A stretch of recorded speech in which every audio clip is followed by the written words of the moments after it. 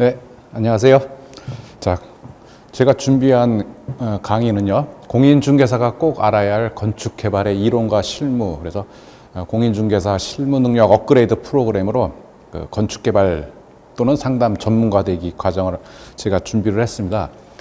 제가 준비한 과정은 크게 실무 마스터 과정, 그래서 요거는 중급 수준으로 제가 준비를 했습니다. 대부분 기본적인 요 부동산 교육은 받으신 분들을 대상으로 해서요. 제가 이건 중급 과정으로 했고요.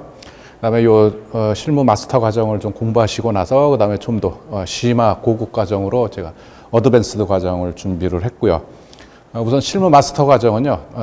두 개, 1편, 2편으로 나눠져 있습니다. 그래서 1편에서 실무 건축 이론 마스터 교육 총 18강으로 준비를 했고요.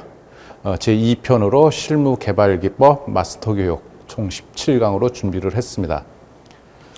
그리고 실전 어드밴스드 과정에는요, 이제 중급 과정을 다 마스터하신 분이 들으셔야만 이제 좀 이해를 하실 수 있는 과정이고요. 어드밴스드 과정에서는 건축 상담, 이제 매뉴얼, 제가 아예 건축 개발을 하거나 상담 또는 브리핑 등을 할 때 바로바로 사용하실 수 있는 매뉴얼을 제가 제작을 해드립니다. 준비를 해서 그걸 갖고서 상담할 수 있는 그 교육 과정으로 총 16강으로 준비를 했고요. 그 다음에 제 4편으로 이제 건축개발 상담 종합 응용 교육, 그래서 앞서 그 매뉴얼 갖고서 또 종합적으로 응용 개발할 수 있는 그런 교육 과정을 준비를 했고요. 오늘 제가 이제 강의할 거는 실무 마스터 과정 중에서 제 1편 실무 건축이론 마스터 교육 총 18강 교육을 오늘부터 강의를 시작하도록 하겠습니다. 그리고 제 강의는 바로바로 이제 실전에서 현업에서 어떤 부지가 나올 때마다 바로바로 우리가 이제 규모 검토나 그 4층 1조 등 이런 거를 바로바로 검토해서 부지를 평가를 해야 되지 않습니까? 그래서 저는 요 토지 이용 계획 확인원 여기에서 이제 우리가 흔히 볼 수 있는 그 지적도 부분 있지 않습니까? 그 부분에서 바로 건축 규모나 건물의 높이 등을 바로 알아볼 수 있도록 요 삼각 스케일자를 사용을 해서 할 겁니다. 그래서 삼각 스케일자를 반드시 제 교육 과정 중에서는 늘 준비를 해 주시고요. 그림에는 뭐 10cm짜리도 있지만 제가 주로 이제 권해드리는 거 한 15cm 정도짜리, 30cm짜리도 뭐 일반적이긴 하지만 굳이 요 토지 이용 계획 지적도에서 재는 데는 15cm면 충분하거든요. 그리고 이렇게 휴대용으로 넣어 갖고 다니기도 편리하고요. 뭐 이렇게 지방 같은 데 돌아다니시거나 그럴 때 간편하게 넣어 갖고 다닐 수 있으니까 15cm 정도 되는 요거 삼각 스케일자나 알파 문구나 뭐 이런 데 가시면은 문구점에서는 다 팔고요. 뭐 인터넷에서도 주문해서 사실 수 있고요. 그리고 하나 더 준비하실 거는 이제 요 30cm 투명자입니다. 요 투명자는 다 이렇게 비칠 수 있죠. 우리가 대부분 건축 규모를 산출을 할 때 건물을 여기다 가설계를 할 때는 대부분 대지랑 평행하게 선을 많이 긋습니다. 그럴 때는 이게 투명자에서 평행선을 긋기 굉장히 유리하므로 요 삼각 스케일자하고 요 30cm 투명자를 늘 제 강의 들을 때 같이 준비를 하셔서 들으면 훨씬 효율적으로 실습까지. 그래서 저는 그냥 단순 이론이 아니고 어떤 부지가 나오더라도 어떤 땅이 나오더라도 바로바로 건물 규모 검토해서 몇 층까지 올라갈 수 있는지 각 층의 면적이 얼마인지 그거를 바로 알아낼 수 있는 그런 방법을 알려드리도록 하겠습니다. 그래서 제가 제목은 이제 공인중개사 우리 대표님들을 위주로 해서 제목을 붙였습니다만 실제로는 건축 개발업이나 또는 건물을 새로 신축하고자 하는 신축 희망자, 예비 건축주들이시죠. 또는 뭐 개발업 또는 경매로 건물을 좀 이제 취득하시려는 분, 경매면은 이제 뭐 9억을 사서 신축을 하실 수도 있지만 또 기존 건물을 사서 뭐 3, 4층짜리 사서 또 증축을 원하시는 분도 있고요. 그럴 때도 항상 요 삼각 스케일자나 이런 거 갖고서 충분히 규모 검토가 가능하니까요. 그래서 결국 부동산 개발의 핵심인 건축법 규정을 우리가 현업에서 바로 적용될 수 있게 제가 자세히 강의를 해드리도록 하겠습니다. 저는 실무 현업을 하는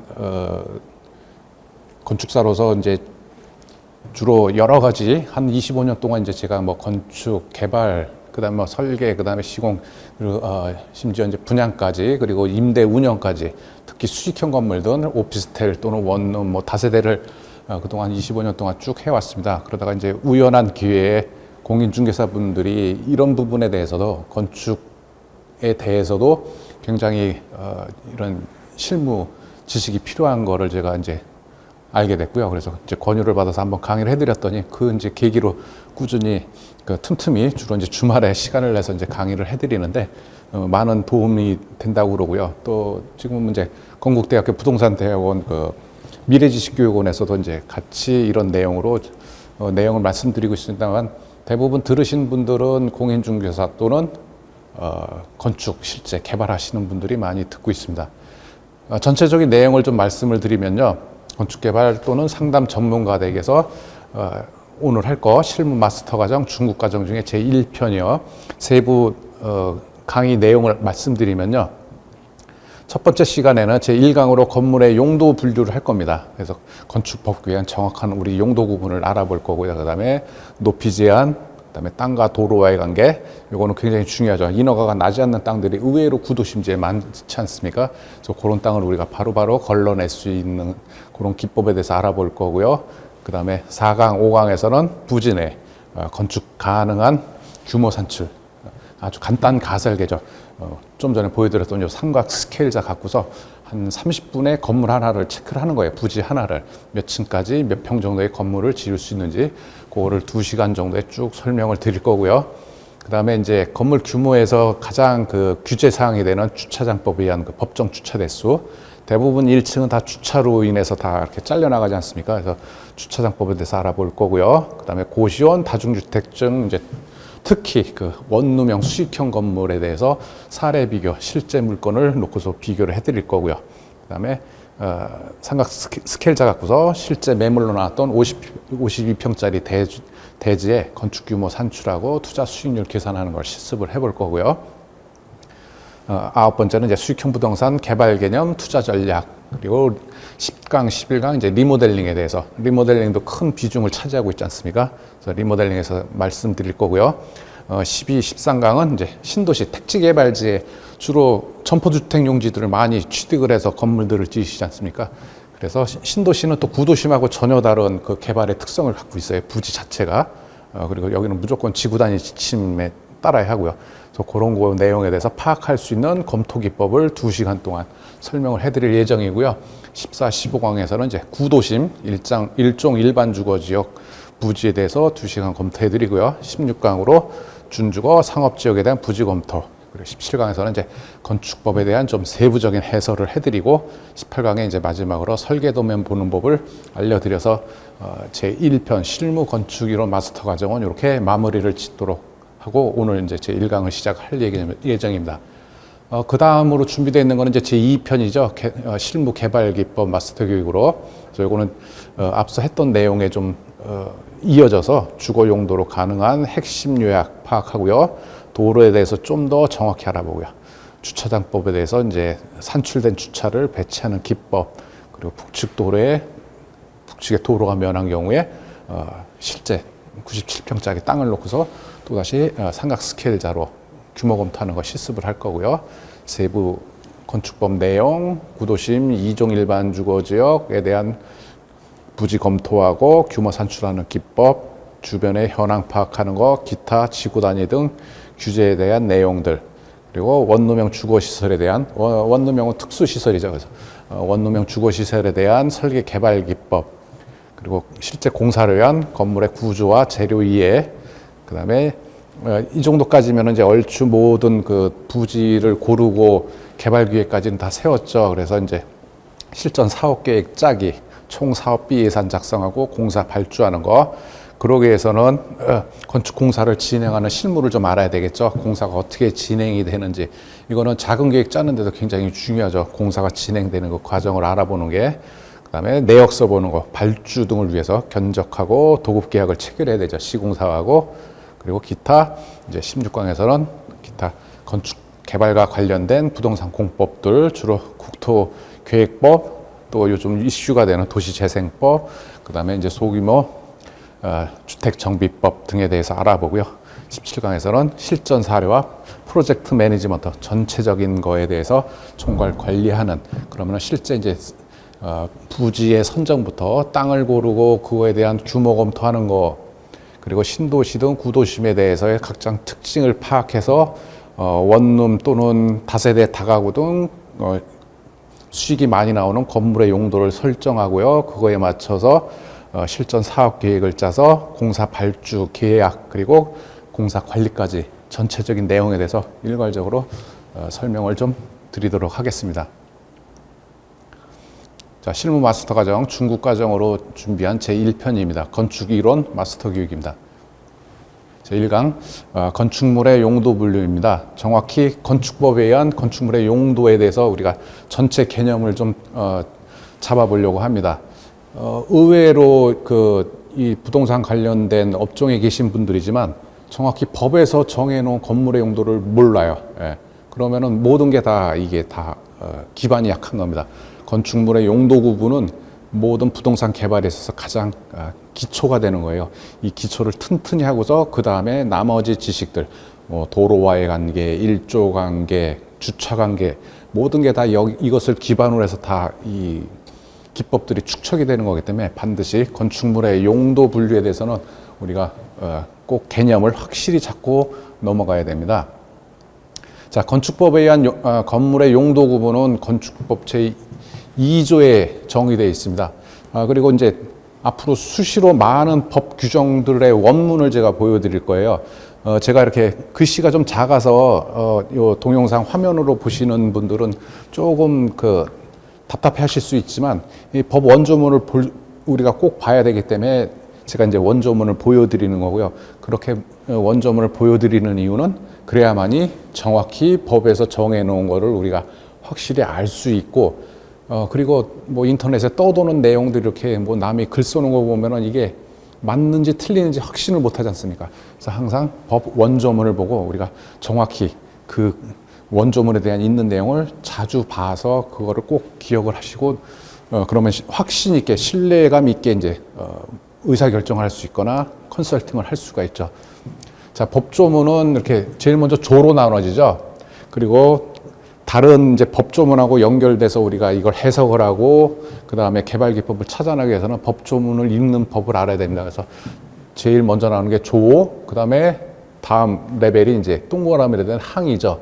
그래서 2조 1항, 그 다음에 숫자로 나오는 거, 이건 이제 호로 있습니다.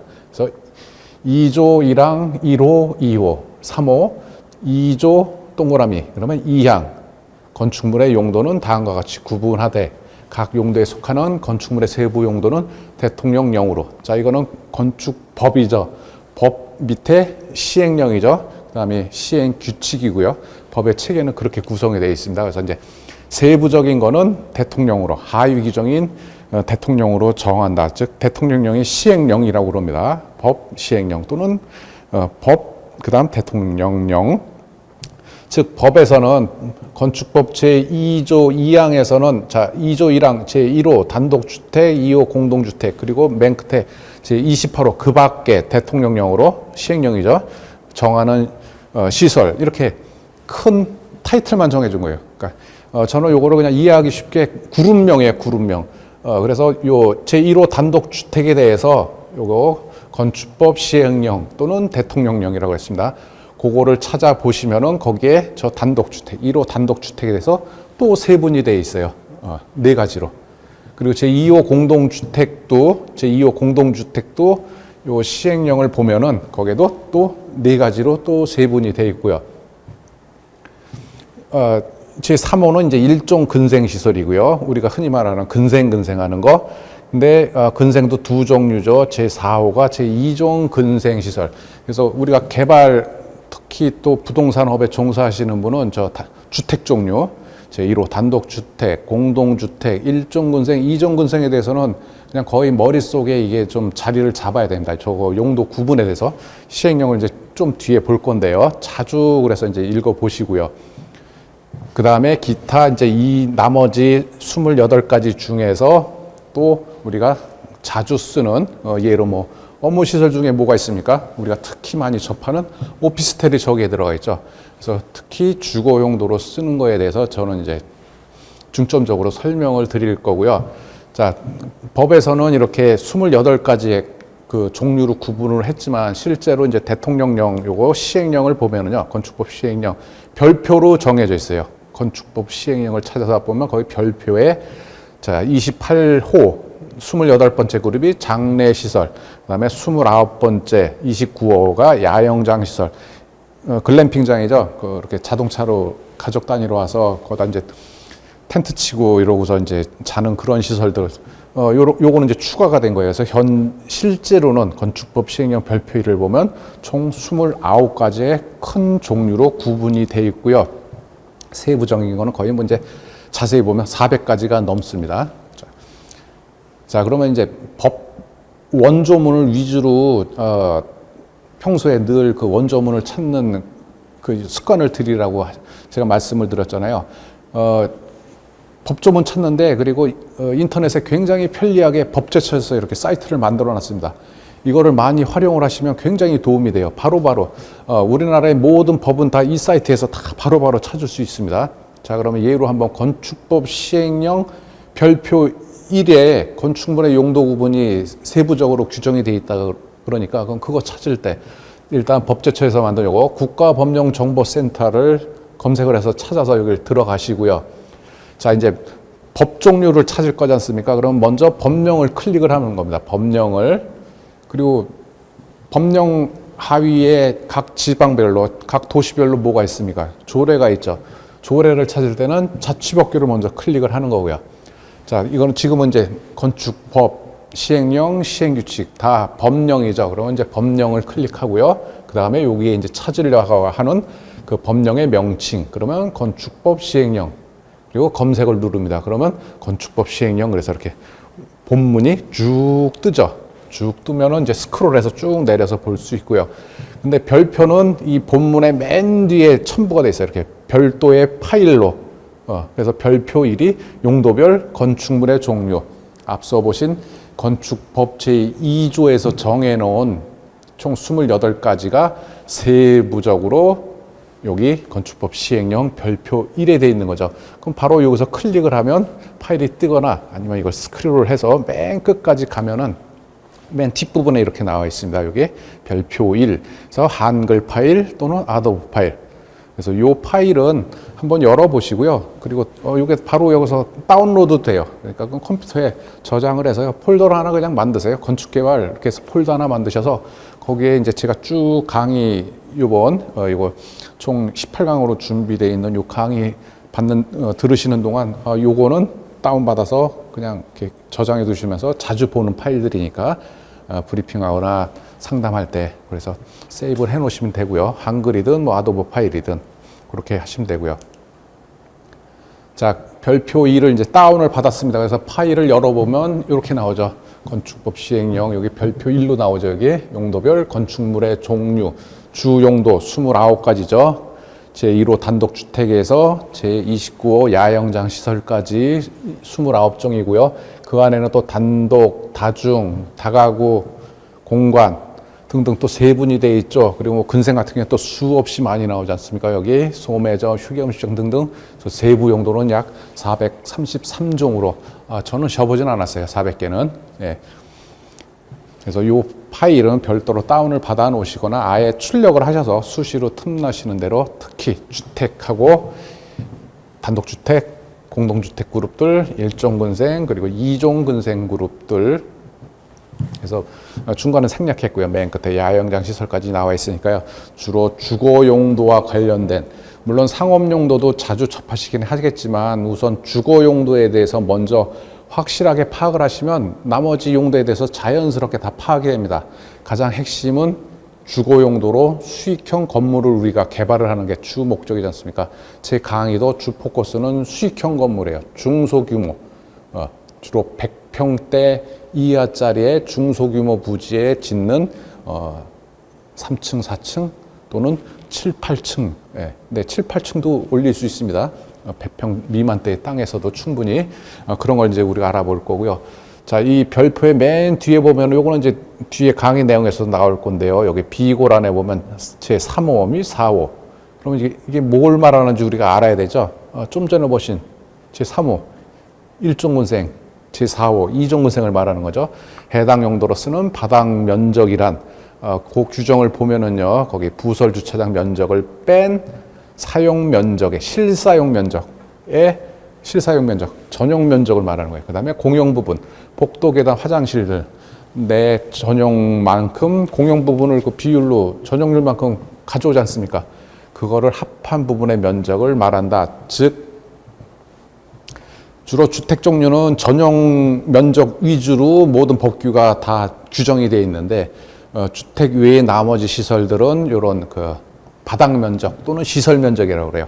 즉 전용 플러스 내 지분만큼의 공용 면적을 포함한 면적을 기준으로 규제를 가합니다. 그래서 그거 기준이라고 반드시 공용 면적이 포함이 된다는 거, 그리고 해당 용도로 쓰는 바닥 면적을 산정할 때 건축물의 내부를 여러 개 부분으로 구분하여 독립된 건축물로 사용하는 경우, 그러니까 집합상가 경우 다 이렇게 호로 나누잖아요. 그럴 때는 각각 그거 구분된 단위 면적으로, 각각 구분된 호수 단위로 규정을 적용한다. 그래서 저 부분은 이제 1종, 2종 근생 때 다시 자세히 설명을 드리고요. 저런 내용도 저기 건축법 시행령 별표 1 뒷부분에 돼 있다라는 걸 알려드린 거고요. 자, 그러면 조례를 한번 찾아보죠. 법 시행령, 시행규칙, 그 다음엔 조례죠. 이 적용되는 순서가요. 이 법 규정이. 자, 그러면은 조례는 자치법규를 먼저 클릭한다고 그랬죠. 자, 그리고 주차장에 대해서 알고 싶다. 그러면 서울특별시 주차장 조례, 그리고 검색. 그러면 이렇게 화면이 나오고요.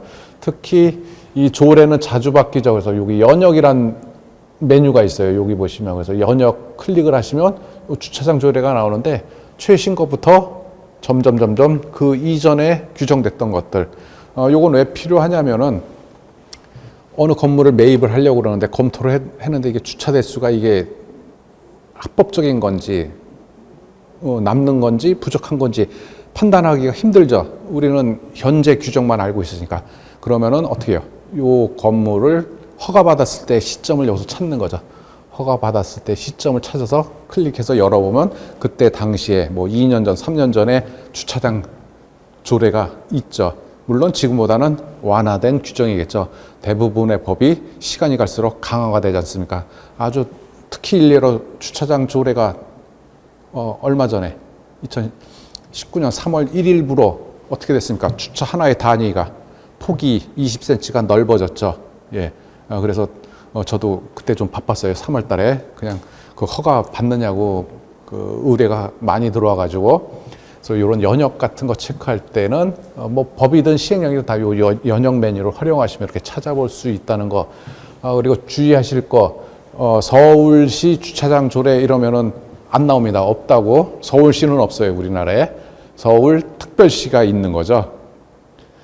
그래서 요 검색하실 때 그러면 그냥 서울 주차장 조례 그러면 떠요. 근데 서울시 주차장 조례 그러면 안 뜨고요. 서울특별시 그러면 뜨고요. 부산도 마찬가지죠. 부산 광역시 주차장 조례, 부산 광역시 건축 조례 뜨겠죠. 부산시 건축 조례 그러면 부산시가 없습니다. 부산시는. 네, 그거 감안해서 검색해 보시면 되고요. 자, 이제 본론으로 들어가서요. 용도별 건축물의 종류 제 1호부터 쭉 알아볼 건데요. 특히 주거용 종류 위주로. 앞서도 말씀드렸지만 건축에서 규정하고 있는 건물은 뭐 433종이라고 그러지 않습니까? 그 중에서도 우리는 특히 개발하실 때는 요 주거용에 먼저 주거용도에 먼저 집중을 해서 우리가 알아보는 겁니다. 주거용도에서 알아보면은 자연스럽게 상업용도도 우리가 어느 정도는 파악이 되거든요. 이걸 다 하려고 그러면은 건축을 처음 접하시는 분은 중간에 포기를 하게 돼요. 너무 복잡하니까. 주거용도만 파악하는데도 사실 깊이 들어가면 무궁무진한 규정과 개발 응용 능력들이 나오거든요. 그래서 주거용에 대해서는 제가 그 부분에 대해서는 거의 다 실무에서 활용하는 모든 기법들은 다 알려드릴 거고요. 주거용도 당연히 주택 종류 얘기죠. 근데 법에서 정한 저런 주택이라고 써 있는 거 외에도 다른 종류가 있으니까 주거용으로 개발하는 거. 그리고 저는 어떤 뭐 이렇게 땅을 갖고서 뭐 검토를 해달라고 하시던가 그럴 때 항상 물어보는 게 그거예요. 우선 주거 용도로 먼저 검토를 하시라고요. 주거 용도로. 그래서 주거 용도로는 도저히 부적합하다 그러면 그때 이제 상업 용도로 검토를 해보시라고요. 왜? 주거 용도가 임대나 분양 등에 있어서 가장 안정적인 상품이죠, 이게. 예. 주거 시설은 경기가 불경기여도 가격 좀 낮춰주고 그러면 다 이거는 분양이든 임대든 다 가능하죠. 근데 상업 용도는 어떻습니까? 상가 같은 거는 아예 공실이 돼버리지 않습니까? 그리고 장사하시던 분들도 경기가 나빠지면 문을 닫고 대신 이제 수익은 높겠죠. 투자 대비 가격은 높게 팔 수 있으니까 여기에 메리트인데 그만큼 이제 리스크가 여기는 크다는 겁니다. 안정적이에요. 그래서 우선 가장 안정적인 주거 용도에 대해서 그리고 범위는 규모는 중소규모에 우리가 집중을 해서 앞으로 18강의까지 일단 제1편 중소규모에 집중을 해서 한번 저희가 알아보도록 하겠습니다. 제일 가장 기본이 되는 게 단독주택이겠죠. 자, 제1호 단독주택입니다. 건축법 시행령 별표 1 제1호 단독주택. 그 다음에 이제 한글로 나오네요. 나, 그 다음에 뒤에 보시면 라 이렇게. 그럼 이거는 목이라고 있습니다. 그래서 제1호 한글로 된 건 목, 가목, 단독주택. 특별한 내용이 없어요. 근데 똑같아요. 그룹명하고 그 밑에 세부 용도하고. 그래서 요것도 구분을 하셔야 돼요. 시행령 별표 1 제1호의 단독주택을 허용한다 그러면 나, 라 네 종류 다 허용이고요.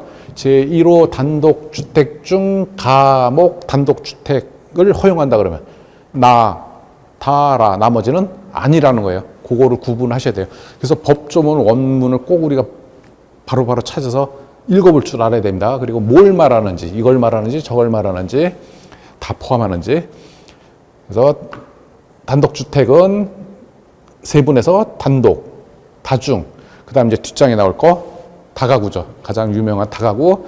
그 다음에 네 번째는 공관입니다. 공관, 공무원용으로 쓰는 숙소, 청와대도 공관이죠. 자, 두 번째 그러면 다중주택입니다. 자, 다중주택에 대해서는 이런 건물이 다중주택이라고 법에 정해놨어요. 이런 건물 지으면은 된다. 예. 근데 허가받을 땐 요거로 짓겠다고 해서 요거에 맞춰서 짓고 준공 나고서 바꾸면 그게 불법이 되는 거예요. 그래서 용도별 건축물의 종류 건축법 시행령 별표 1은 왜 중요하냐면은 이게 자, 두 번째 이제 나목의 다중주택이 뭐라고 규정을 해놨는데 이게 불법이냐 아니냐 건물의 규모 또는 세대수 층수까지도 여기에 규정이 돼 있습니다. 규모에 대한 규제가 다 포함이 되어 있는 거예요. 층수도. 자, 그러면 이제 요 다중주택 보죠. 이거는 서울 같은 경우에는 그 1인, 2인 세대들이 많은 거 주로 이제 원룸 빌딩이라 그러죠. 요거 3층짜리. 그래서 베스트 상품이죠. 자기 돈 3억 내지 4억 투자하면은 한 15에서 17억 정도 되는 요 다중주택. 그런 구조로. 그래서 매매가 15에서 17억. 요즘은 거의 20억 가까이 되는 것 같아요. 그러면 자기 돈 3억에서 5억 투자해서 월 200에서 300 사이에 수입 들어오는 구조로 된 이런 다중주택 통매가 많이 거래가 되고 있죠. 자, 다중주택 다음에 요건을 갖춘 주택을 말한다. 기준은요 2016년 7월 19일 개정 이전 규정을 제가 먼저 보여드리겠습니다.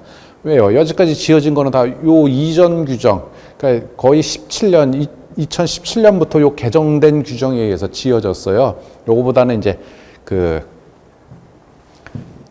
건물이 무조건 3층이었는데 이제는 3층짜리가 아니고 5층짜리가 돼도 그 중에 3개 층만 그런 내용이 조금 이제 완화가 됐습니다. 많이 좋아진 거예요, 짓기에.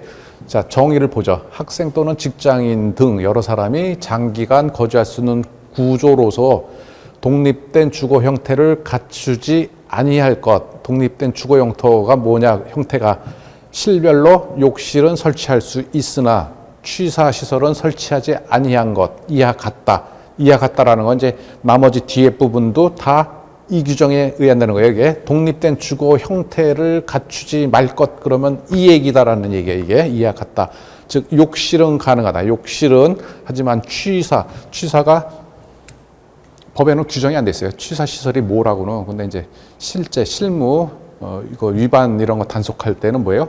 싱크대하고 가스레인지죠. 그 두 가지가 같이 설치되어 있으면 취사 시설이 설치된 것으로 보는 거예요. 자, 다중주택은 단점이 요거죠. 요거예요. 독립된 주거 형태, 즉 방 안에, 호실 안에 싱크대하고 가스레인지를 둘 수 없는 게, 즉 뭐예요? 공동 주방을 설치하라는 거예요. 자, 그래서 요 다중주택은 뭐냐면은 하숙방 있지 않습니까? 하숙집이 발전된 개념으로 법에서 법제화 시켜준 건물이죠. 다중주택이. 그러니까 방 안에서는 밥을 해 먹지 말고 공동 식당을 둬서, 공동 주방을 둬서 거기서 취사를 해라. 화재의 위험이 있으니까. 왜? 호실이 작으니까, 작고 많으니까. 일단 면적 규제도 있습니다. 연면적은 건물 전체 면적을 말하는 거예요. 건물 전체. 요것도 바뀌었어요. 건물 전체 면적은 330제곱미터. 그리고 앞으로 수많은 숫자들, 특히 제곱미터가 많이 나올 텐데요. 제곱미터를 우리는 어디요?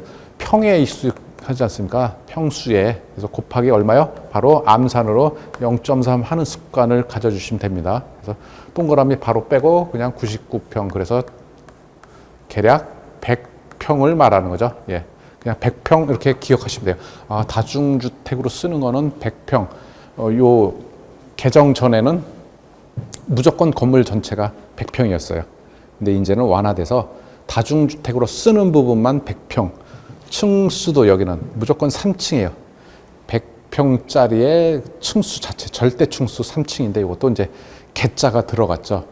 그래서 다세대나 다가구는 어떻습니까? 밑에 근생이 들어가잖아요. 근생 넣고 위에 주택, 그러면 그 주택 수만 쉬듯이 그렇게 이제 완화가 된 건데, 개정 이전에는 이렇게 규제가 심했어요. 무조건 절대 층수 3층, 건물 전체 100평, 이렇게 규모 제한이 있었습니다.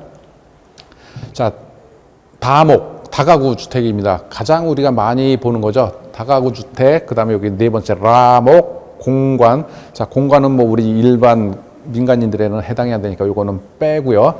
다가구 주택, 요거는 지금 단독 주택 중에 세 번째죠.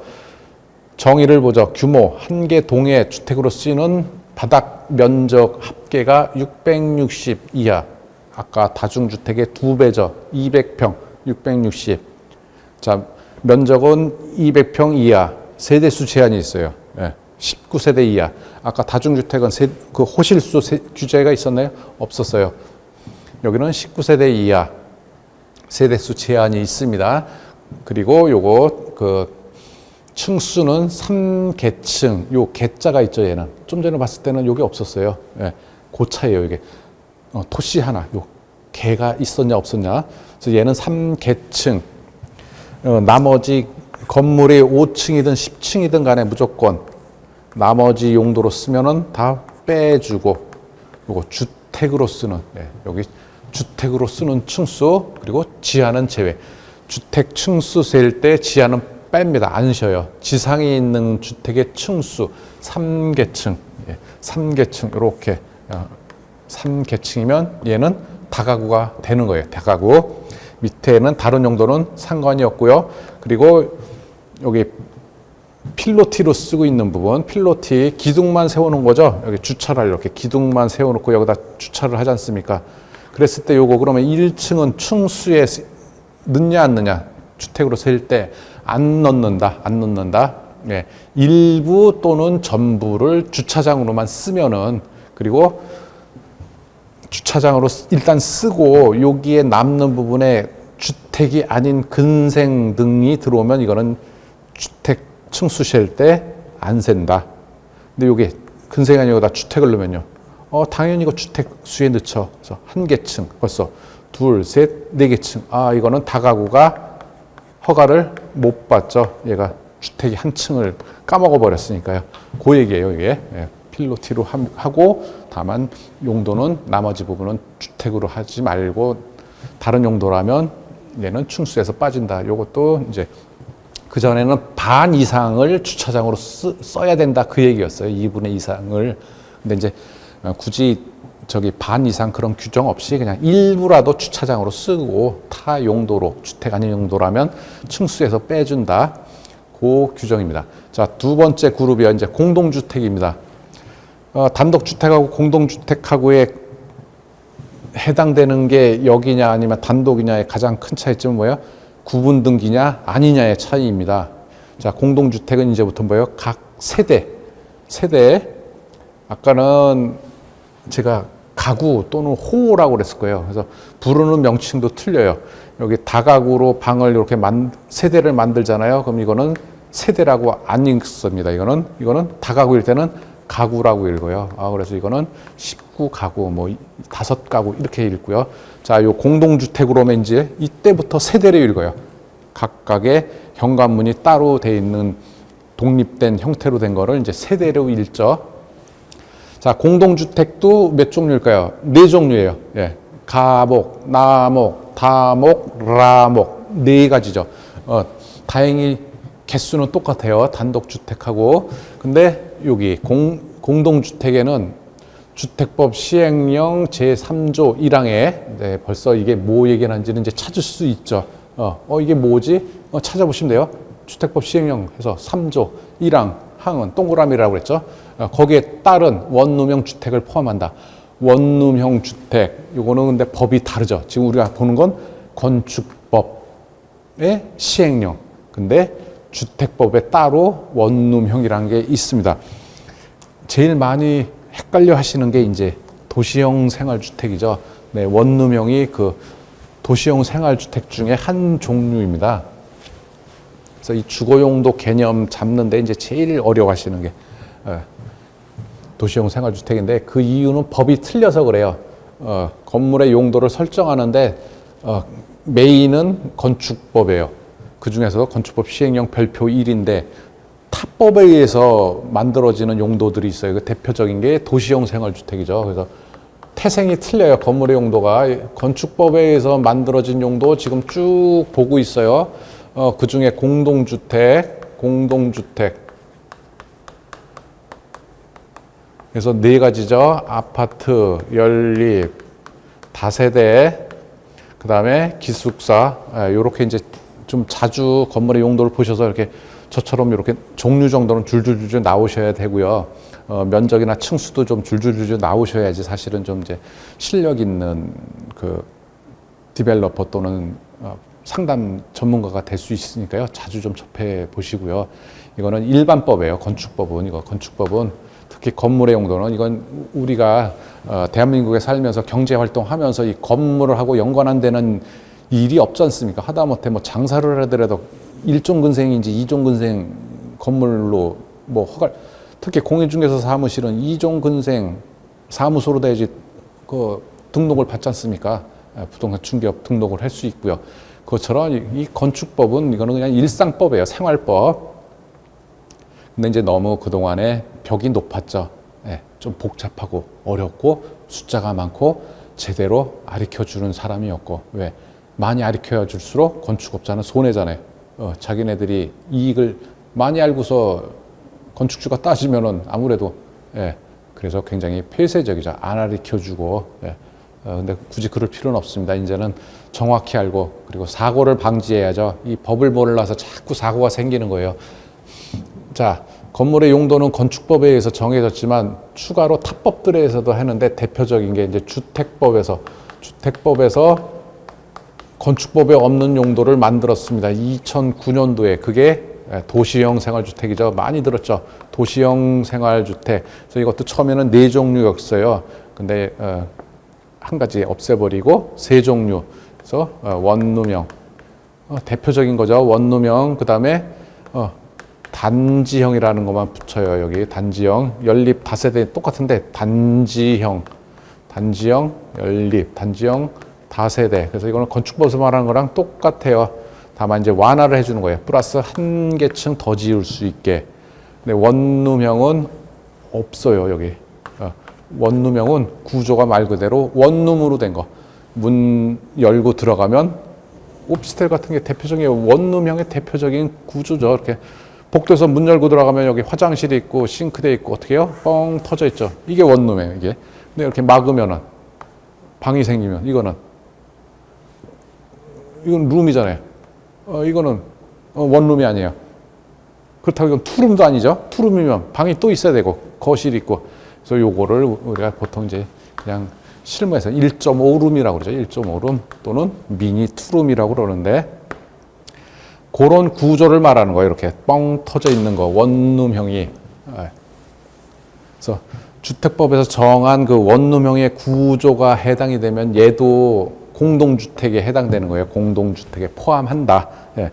즉 세대 구분이 가능하다. 요 원룸형 세대 구분. 그래서 오피스텔 분양하는 데 가보면 어느 층은 오피스텔이라고 그러고 그 밑에 층에 그러니까 100세대 중에 50세대는 오피스텔로 분양하고 50세대는 도시형 생활주택 중 원룸형으로 분양을 하죠.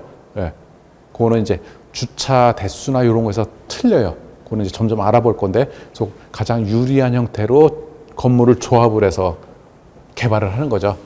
20층이다 그러면 반은 물론 밑에 상가는 들어가고요. 상가 들어가고 반은 도시형 생활주택, 반은 오피스텔. 그 이유는 이제 좀 약간 이제 깊은 또 다른 개발 기법이 섞이는데요. 어쨌든 원룸형 주택도 공동주택이다. 세대로 구분 등기가 가능하다. 즉 분양이 가능하다. 그거고요. 얘는 층수가 5개 층이면 여기 아파트로 되어 있죠. 얘는 원룸 구조인데 5개 층 이상이면 건축법에선 아파트. 그래서 건축물대장 보면은 요 두 가지를 다 표기를 해줘요. 보통 건축법, 주택법에서 얘기하는 거. 그래서 연립 가로 열고 뭐 도시형 이렇게 표시를 해주던가. 다세대 건축법에서 다세대 가로 열고 뭐 단지형 그건 주택법에서. 그래서 이제 그런 부분들을 헷갈려 하시는데 그 이유는 요 법이 달라서 그래요. 두 가지 법이 동시에 적용이 되기 때문에. 자, 어떤 건물이 있습니다. 근데 주택으로 쓰는 층수가 그냥 5개 층, 뭐 면적 제한이고 없어요. 그냥 얘는 5개 층 지어서 주택으로, 그럼 아파트고요. 그럼 연립 다세대는 5개 층이 되면 안 되겠죠. 그래서 다 여기는 주택으로 쓰는 게 4개 층이에요. 4개 층. 4개 층, 4개 층. 아까 다가구는요. 3개 층. 그게 차이죠. 예. 내가 4개 층 짓고 싶어요. 주택을. 그러면은 공동주택으로 허가를 받아야 되는 거죠. 다가구로는 안 되고요. 자, 연립은 그럼 연립하고 다세대의 차이점은 뭐냐? 면적의 차이야. 층수는 똑같이 4개 층, 면적이 660. 이거 본 숫자죠. 200평. 뭐예요? 다가구. 다가구는 층수는 3개 층으로 하나가 적지만 면적은 똑같이 허용이 돼요. 200평으로. 근데 얘가 200평이 넘어가면 연립이 되는 거죠. 그래서 보통 그냥 어떤 대지에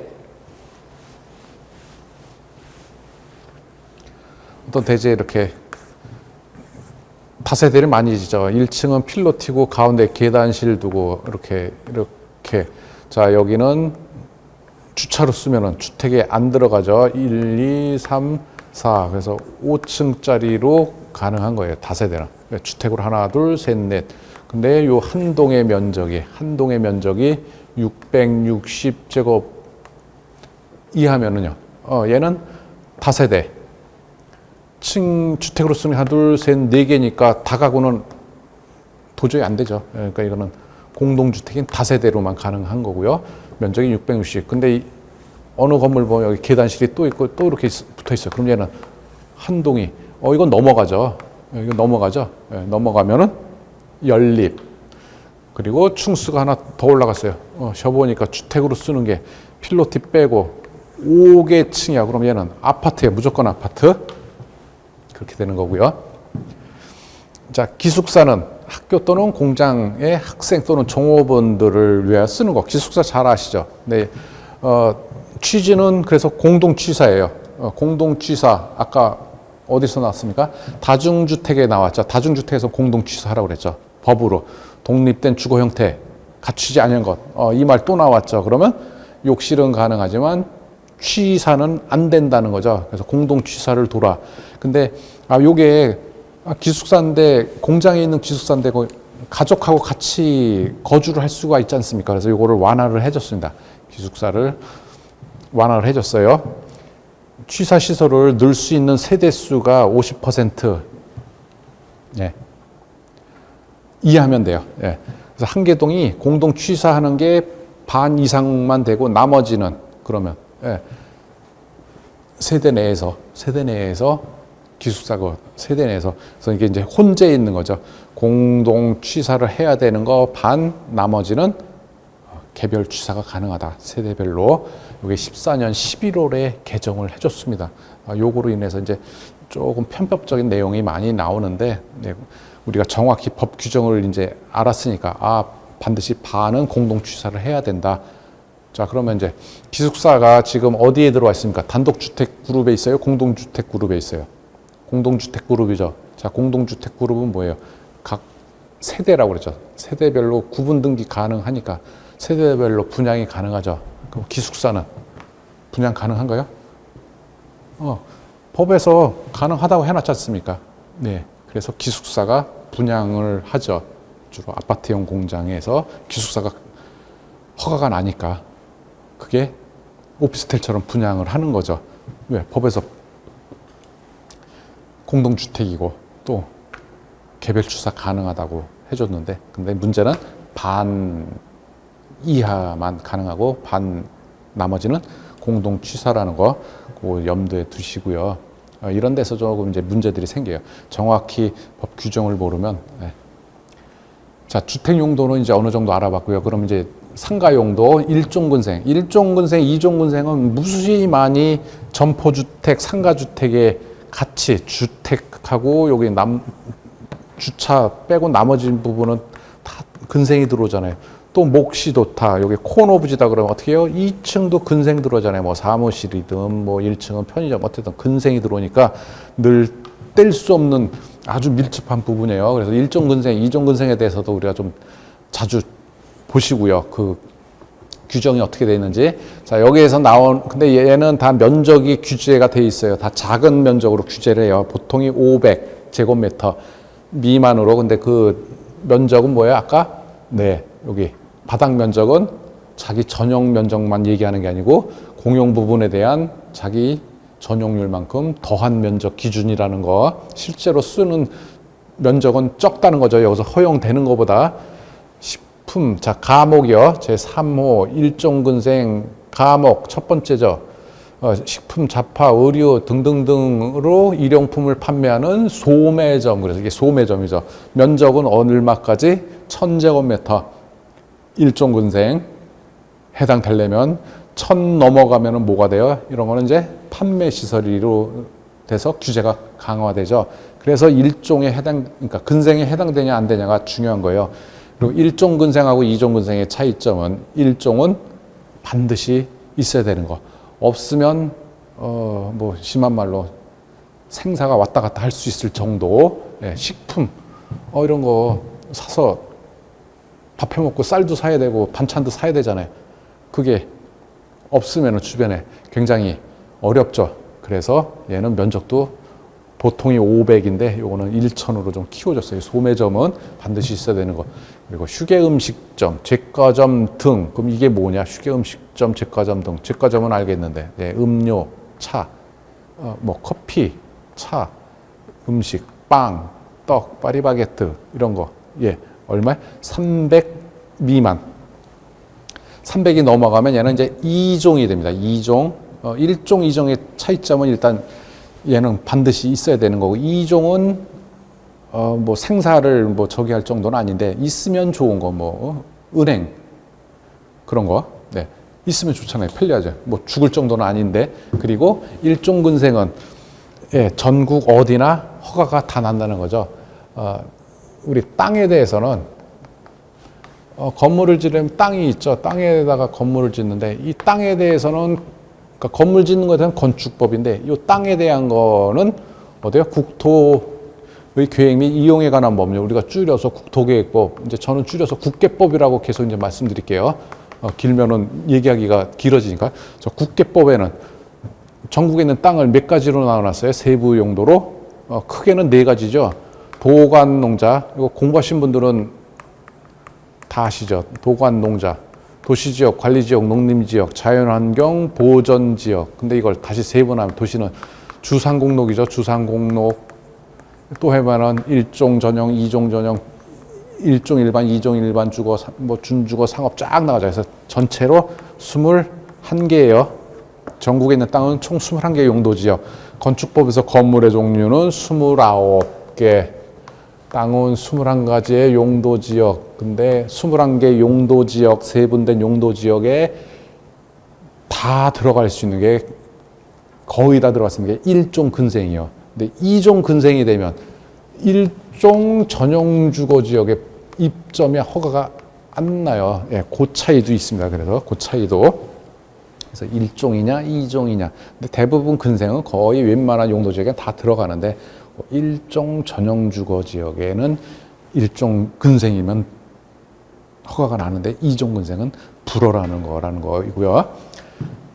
자, 이용원, 미용원, 목욕장, 세탁소는 면적 제한이 없어요. 암만 커도 얘는 무조건 다 1종이고요. 의원, 치과, 한의원, 뭐 산후조리원 면적 제한 없어요. 예, 이건 아주 생사의 필수적인 거니까. 탁구장, 체육도장 500 미만. 예, 커지면 운동시설, 이제 뒤에 나오는 총 29 용도지 쭉 보면 이제 운동시설도 나오지 않습니까? 파출소, 지구대, 뭐 이거 공공건물 이거 1,000 미만. 마을회관, 공동작업소, 이것도 공공이죠. 공중화장실 등도 예, 면적 제한 없고요. 변전소, 양수장 예, 이런 것도 뭐 우리 일반 민간에는 별로 연관이 안 되니까. 자, 2종 근생이요. 2종 근생. 공연장 해서 500 미만. 공연장 가로 열고 극장, 영화관, 음악당 등등을 말하는 거고요. 종교 집회장으로서 수도원, 수녀원, 사당 등등 종교적으로 쓰는 거 500 미만. 커지면 종교시설이 되고요. 자동차 영업소 1,000. 자동차니까 좀 커져. 그래서 이건 1,000으로 키워졌고요. 서점이 아까 소매점에 들어와 있을 거예요. 1,000 미만. 그 중에 이제 서점은 1,000 넘어가면 이제 1로 2종 근생으로. 총포, 판매, 사진관, 표기점 면적 제한 없고요. 자, 요거 자주 나오죠. 이거 PC방, 청소년 게임 제공, 인터넷 컴퓨터 게임 등 500이죠. 500. 그래서 대부분 모르면 그냥 500 그러면 거의 맞습니다. 자, 휴게 음식점, 제과점 1종 근생했던 거 300 넘어가면 1로 오는 거죠. 2종 근생. 근데 휴게 음식점이 아닌 일반 음식점은 면적 제한 없어요. 예, 암만 커도 얘는 일반 음식점 영업 허가 받았으면 2종 근생. 장의사, 동물병원, 동물미용실 등등 면적 제한 없고. 학원, 이것도 중요하죠. 500. 학원도 500이고요. 네. 넘어가면은 교육연구시설로 상향이 되는 거죠. 용도가. 독서실, 기원 면적 제한 없고요. 자, 테니스장, 체력 단련, 에어로빅, 헬스장 뭐 이런 거죠. 당구장 등 500 미만인 거. 금융업소, 사무소, 부동산 중개사무소 우리 대표님들 많이 보시는 거예요. 그래서 2종 근생으로 500 미만인 거 넘어가면 업무시설. 자, 중요한 건 이제 제 거목입니다. 거목. 다중생활시설. 요 생활자, 다중 일단 여러 사람이라는 거예요. 생활. 그래서 주거예요, 이게. 앞으로 법 내용 보시는데 좀 이따 보면은 뭐예요? 저기 생활 숙박시설이 나와요. 생활자가 나와요. 이거는 주거용으로 허용을 해주는 겁니다. 다중생활시설. 가로 열고 다중이용업소 안전관리에 관한 특별법에 따른 다중이용업 중 고시원업, 즉 고시원을 말하는 거죠. 그래서 건축법에서 전에는 고시원 그랬는데 고시원이 이제 없어요. 건축법에는 다중이용업소 안전관리에 관한 특별법. 그래서 저는 이것도 줄여서 다안법이라고 그럴게요. 이제 다안법. 다안법 그러면 이거 이 긴 법인 줄 아세요. 다중이용업소 안전관리에 관한 특별법. 이거는 이제 여러 사람이 쓰니까 특히 소방 피난에 대해서 강화를 시키는 거예요. 거기에 고시원도 들어가는 거죠. 고시원. 거기서는 아직까지 고시원이라는데 건축법에서는 고시원이 없어요. 다중생활시설입니다. 그래서 다중생활시설 그러면 이게 뭐지? 저 생활자를 얼른 떠올리셔야 돼. 고시원. 자, 근데 중요한 건 뭐예요? 다중생활시설로 허가를 받는데 얘가 어디에 있어요? 지금 2종 근생이에요. 웬만한 데 다 허가가 받을 수 있는 거. 근데 면적 제한은 얘도 500 똑같습니다. 500 넘어가면 뒤에 나오는 얘가 숙박시설이 돼요. 그래서 상업지역 아니면 허가가 안 나요. 이런 준주거, 일반 주거지역에 안 나겠죠? 그래서 2종 근생으로밖에 안 나요. 그래서 다 요 고시원, 다중생활시설이 다 조그매졌어요. 이제 500으로. 그 전에 딱 1년 동안, 2010년에서 11년 사이 1년 동안은 1000제곱. 그래서 1000제곱미터짜리 큰 대형 고시원이 있어요. 2종 근생이에요. 근데 숙박이 아니고. 그거는, 허가받은 시점이 2010에서 11년 사이구나 이렇게 판단하시고요. 불법이 아니에요, 그게. 불법 한 게 아니고 합법일 수 있고. 여기서 독립된 주거 형태, 얘도 고시원도 방 안에서 호실 안에서 밥 해먹는 거 불허예요. 그렇게 안 하겠다고 허가를 받는 거죠. 공동주방 설치가 필수라는 거. 그리고 또한 얘는 뭐예요? 고시원이니까 준공검사할 때 반드시 호실 안에 책상이 있어야 되죠. 공부하는 데잖냐, 이게. 고시원이니까. 고시원을 허가받으니까 책상이 완비되어 있고 공동주방 설치하고 500 미만일 때만 2종 근생으로 인정을 해서 허가를 내주고 500이 넘어가면 숙박시설로 상향이 되는 거고요. 그 다음 제조, 수리 이런 거 500 미만, 단란주점은 150, 160만 돼도 얘는 이제는 유흥, 위락 이쪽으로 가죠. 안마시설, 노래 연습장 면적 제한 없어요. 뭐 노래방 이런 거 없어요. 건축법엔 노래 연습장입니다. 딱 이거예요. 이거. 그래서 면적 제한 없이 2종 일반, 2종 근생. 자, 주거용도로 쓰는 게 지금 주택 아닌 게 하나 딱 나왔습니다. 고시원 다중생활시설이 지금 건축법에서 주거용도, 지금 주거용도로 쓸 수 있는 거. 자, 주거용도에 좀 집중을 해서 우리가 개발을 해야 된다고 했죠. 그래서 지금 주택 플러스 이제 2종 근생 중에 근생 하나 나왔고요. 그 다음에 중간에 있는 거 문화집회 등등등 건너뛰고 제 14호 업무시설 보면은 공공업무, 일반 업무, 그 중에 오피스텔이 여기 들어와 있습니다. 오피스텔은 너무 유명하잖아요. 법에 이렇게 돼 있어요. 숙식을 할 수 있도록 숙식이 먹고 자고, 그래서 얘는 취사가 되는 거예요. 아이러니한 거죠. 업무시설인데 방 안에서 밥 해 먹을 수 있고, 다중주택 아까 보신 거 걔는 주택인데 방 안에서 밥 못 해 먹고, 좀 아이러니한데 법은 그렇게 돼 있어요. 자, 오피스텔 주거용도로 쓸 수 있는 거 또 나왔죠. 업무시설 중에, 업무시설 중에 OP라고 그러죠. OP. 얘는 우리 고시원, 다중생활. 그 다음에 제 15호 숙박시설, 아까 다중생활시설, 생활, 고시원이라고 했죠. 생활자 있으면 2종 근생시설에 해당하지 아니하는 것, 500 넘어가는 거. 그래서 또 있어요. 여기 숙박시설에. 숙박에 규모 큰 고시원이 들어오고요. 또 있어요. 또 주거용도로 쓸 수 있는 거. 자, 2013년 이전에는 얘가 없었어요. 그냥 일반 숙박만 있었어요. 일반 숙박. 모텔, 여관, 여인숙이 일반 숙박시설이에요. 숙박시설은 뭐예요? 먹고 자고 밥 해 먹고 하면, 그거는 안 되죠. 여기는 잠만 자는 데잖아요. 잠만 자고. 숙식이 아니죠.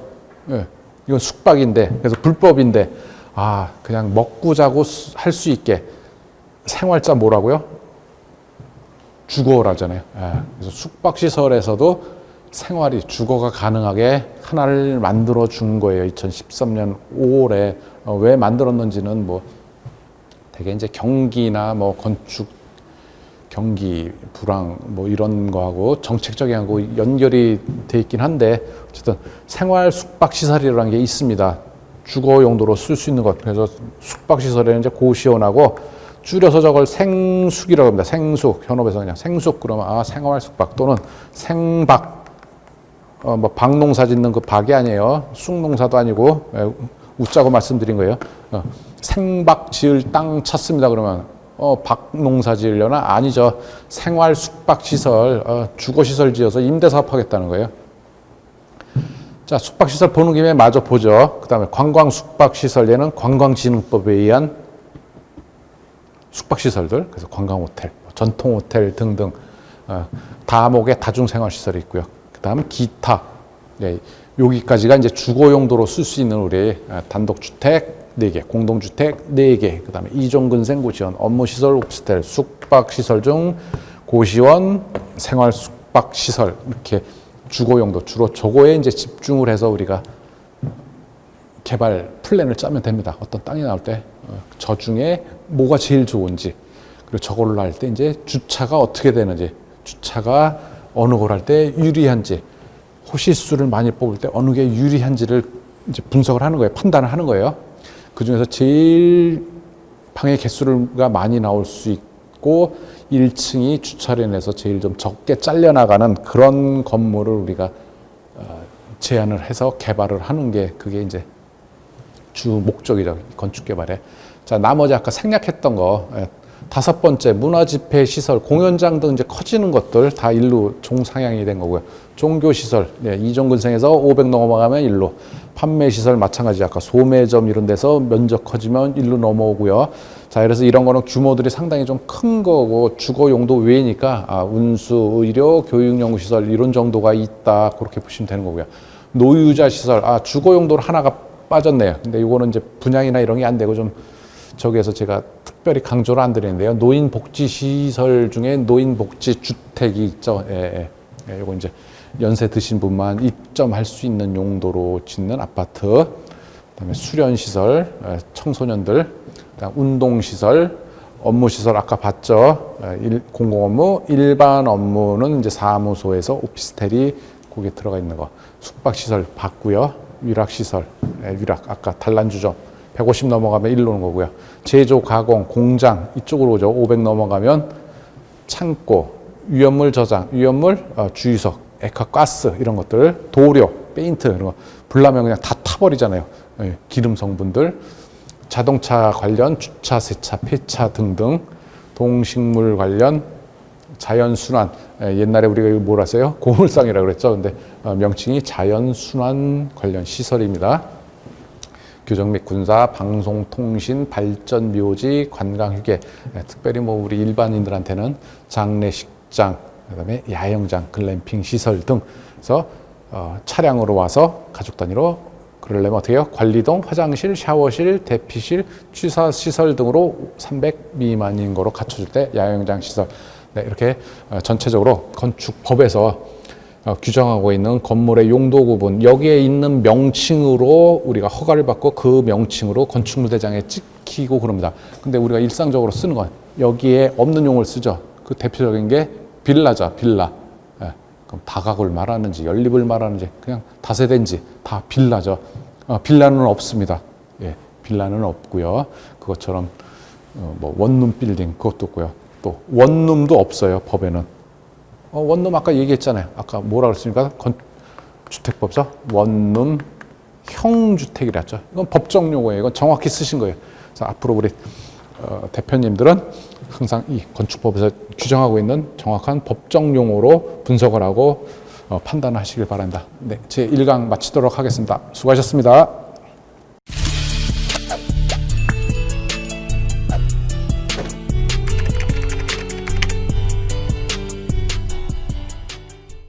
네, 안녕하세요. 안여섭입니다.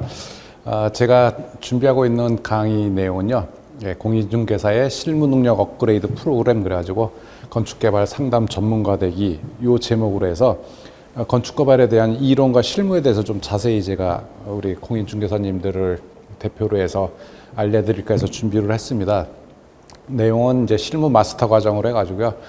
초급 과정은 아니고요. 일단 초급에 대해서는 어느 정도 수준이 되신 분들 대상으로 해서 중급 과정으로 준비를 했습니다. 그리고 좀 더 이제 깊이 있게 하실 분들은 고급 과정으로 이제 어드밴스 과정까지 준비를 했는데요. 마스터 과정에서는 크게 이제 두 편으로 준비를 했고요. 건축 이론, 총 18강, 그 다음에 개발 기법에서 총 17강 합쳐서 한 35강 정도로 제가 건축 개발에 대한 중급 과정으로 마스터 과정을 좀 준비를 했습니다. 중개사님들이 요즘 뭐 경기도 안 좋고 어려운 점들을 잘 알고 있습니다. 근데 이제 문제점은 그거죠. 단순 중개만으로는 이제 답이 없다. 결국은 뭐예요? 이제 개발하고 직접 건축을 해야 되는데 그거에 대한 실무적인 이론적인 지식이 좀 빈약하시죠. 물론 자격증 따실 때 공부를 하셨지만 그거를 현업에 적용하기엔 참 무리가 많죠. 거리가 너무 멀고요. 그래서 제가 준비한 거는 그런 거에 대한 좀 부족한 부분을 우리가 건축 개발에 대해서, 즉 그리고 건축 단순히 건축이 아닌 플러스 개발, 즉 수익의 개념이 들어간 거. 그래서 건축 개발이라는 말은 제가 좀 새로 만든 용어, 제가 특히 이제 강조하는 부분이고요.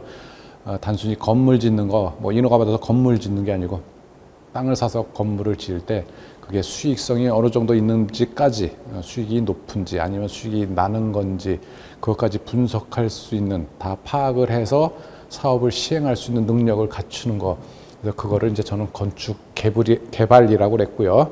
건축 개발에 대해서 자체적으로 시행을 하시면 좋고요. 또 요거에 대해서 대부분 뭐 9억이나 부지를 매입하시려는 분들이 다 건축업 하시는 분들이지 않습니까? 건물을 짓고 팔고 하시는 분들, 그런 분들 상대로 이게 실무적인 기반 없이 상담을 하면 대부분 이게 고객이 유지가 안 되죠. 그리고 그분들이 원하는 수준의 땅들을 좀 찾아서 제안을 해줘야지 이게 비즈니스 거래가 되는데, 엄한 땅 이렇게 계속 갖다 보내주면은 그쪽에서 실망을 하죠. 그래서 우리가 상담을 하든지 또는 브리핑을 하든지 이런 데 있어서 필수적으로 필요한 내용들, 아주 실무적에 필요한 거, 여지까지 부동산에 대한 그 잘못된 교육이 이 땅만 갖고 계속 우리가 얘기를 했죠. 땅만 갖고. 근데 땅의 목적은 뭡니까? 실제 목적은 건축이에요. 건물을 짓는 게. 건물을 안 짓는 땅은 그냥 농사 짓는 땅이잖아요. 그런 땅을 제외하고는 다 목적이 건축입니다. 그러기 위해서는 건축을 알아야만 땅이 보이죠. 네. 그래서 저는 이제 순서를 제대로 이제 원래의 순서대로 바꿔서 땅을 보실 때는 항상 건물에 대해서, 건축에 대해서 먼저 파악을 하고요. 그래야만이 땅이 정확히 보입니다. 제가 약 한 1000여 명 정도 아마 제 강의를, 먼저 저는 현업을 위주로 하고 있습니다. 그래서 이제 주말에 시간 내서 이제 강의 요청이 오면은 제가 이제 쭉 해드리고 그랬는데요. 강의를 들으신 대표님들 중에 이런 말씀도 하시더라고요. 첫 강의 딱 듣고서 하시는 말씀이 자기가 수치감을 느꼈다고요. 자기가 저런 내용이 있는 줄도 모르고 중개업을 몇십 년을 했다는 게 제가 너무 수치스럽다고도 하시고, 또 어떤 분은 강의 듣는 중에 전율을 느꼈다. 이제 길이 보인다. 막 그냥 그런 말씀도 하는데요. 뭐 그 정도는 아니더라도 우리가 현업, 실무를 하시는데 우리가 반드시 건축을 알아야지 땅을 정확하게 보고요. 대표적인 게 뭐 건축선 후퇴 등 이런 게 발생되면 땅이 줄잖아요. 그보다 더 큰 거는 뭡니까? 허가가 안 나는 땅. 분명히 건물이 지어져 있는 땅인데 다시 허가를 받아서 지으려니까 무슨 규정 때문에 허가가 안 납니다. 그러니까 어떻게 해요? 땅을 잘못 산 거죠. 그거는 뭐예요? 결국은 건축에 대한 우리가 좀 전문적인, 좀 더 실무적인 지식을 알아야 되고요. 그래서 대략적인 내용을 이제 실무 마스터 과정에서 거의 다 알려드릴 거고요. 그리고 이제 좀 더 내가 깊이 있게 어떤 개발 기법이나 또는 좀 더 땅을 개발하는데 내가 능력을 더 높이고 싶다. 그리고 내가 상담을 하는데 또는 개발을 하는데 좀 체계적으로 빨리빨리 해서 내가 좋은 물건도 신속하게 빨리 찾을 수 있고 검토하는데도 신속하게 할 수 있게, 그래서 하나를 더 그 고급 과정으로 만든 게 이게 어드밴스드 과정입니다. 이건 주로 매뉴얼을 위주로 사용을 합니다. 매뉴얼을 제가 핵심적으로 쓰는 내용만 아예 이렇게 매뉴얼로 만들었어요. 그래서 그거를 수시로 찾아보고 바로바로 신속하게 부지 검토를 할 수 있게. 그래서 제 강의의 기본 포인트는 신속하게 어떤 땅이 나오든지 우리가 그 땅의 가치, 건물의 규모 산출, 엑셀을 활용한 수익률 분석을 바로바로 1시간 안에 다 끝내는 걸 목표로 하고 있고요. 그래서 3편, 4편은 좀 더 깊이 있는 종합 응용 개발 기법에 대해서 말씀드리고요. 그리고 특이한 장비가 필요 없습니다. 토지 이용 계획 출력해서 단순하게 삼각 스케일자, 뭐 대부분 이런 자가 있다는 거는 아실 것 같은데요. 딱 요거 15cm 또는 10cm짜리 요 삼각 스케일자 하나로 모든 땅을 다 30분 안에 다 검토를 할 수 있습니다. 사업성이 있는지, 이게 몇 층짜리 건물인지, 몇 평이 나오는지, 네. 그리고 요걸 할 때는 이제 또 투명자 요거 같이 활용해서 간단하게 바로바로 할 수 있고요. 그래서 물론 이제 목표는 제가 공인중개사님들, 대표님들이 사업하시고 비즈니스 할 때 이렇게 전문적인 상담이 가능하게끔 요 교육 과정을 만든 거지만요. 실제 제 강의 들으러 오시는 분들의 한 20, 30%는 뭐예요? 본인이 건물을 짓고 싶어서 오시는 분들, 또는 건축업, 개발업을 하고 계신 분들이 와요. 네. 왜 그러냐면 체계적으로 이렇게 개발에 대해서 자세하게 이렇게 강의해 주는 저기가 없죠. 예. 그리고 뭐 건축 강의 한다고 해서 있어도 가면 뭐 그냥 공사하는 거에 대해서 또는 뭐 설계도면 보는 거 이렇게 다 이렇게 분절되어 있는 형태죠.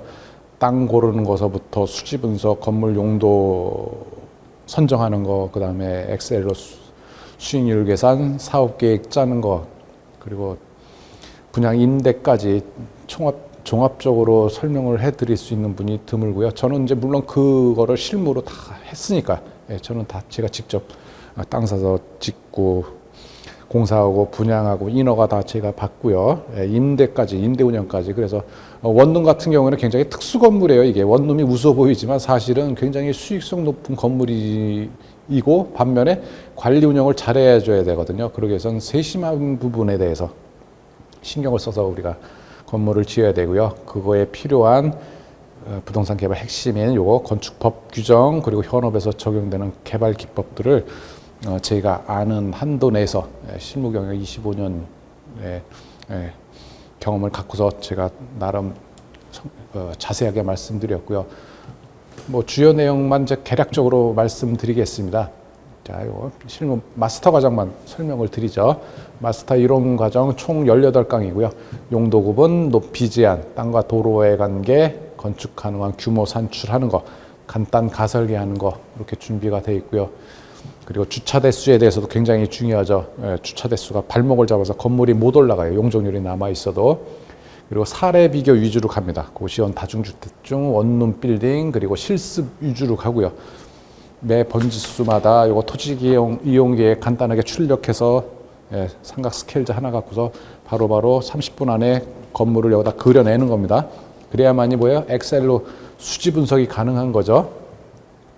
그리고 투자 전략, 그 다음에 리모델링도 중요하죠. 증축, 기존 건물 증축해서 리모델링하는 시장이 지금 전체 건설 시장의 30%를 차지하고 있어요. 그만큼 그리고 점점 늘어나죠. 왜요? 도시 재생 정책에 의해서 리모델링을 조금 완화를 하지 않습니까? 그러게 돼서 리모델링에 대해서도 설명을 해드리고요. 용도 변경. 그리고 특히 여기까지는 이제 구도심 위주로 했지만 어떻게 해요? 신도시 택지도 많이 나오지 않습니까? 상가주택 점포 부지들, 거기에는 또 특수합니다. 구도심하고 특이한 그 규정이 적용이 돼요. 그래서 신도시에 대한 거, 구도심에 대한 거 검토 기법 설명을 해드리고요. 그리고 일반 주거, 준주거, 상업지역까지 수익을 많이 올릴 수 있는 모든 땅에서 다 분석하시고 검토하는 방법을 상세하게 설명을 드리고요. 마지막으로 설계 도면 방법까지 알려드리고요. 2편으로는 또 17강으로 준비를 했어요. 그래서 좀 더 깊이 있게 저 이론에서 이제 실제 기법으로 그래서 용도, 도로, 주차장법, 북측 도로 부지 일대의 규모 산출, 세부 분양 면적 산출하는 거, 구도심 2종 일반 주거 지역에 대한 검토 기법, 규모 산출 또 실습하고요.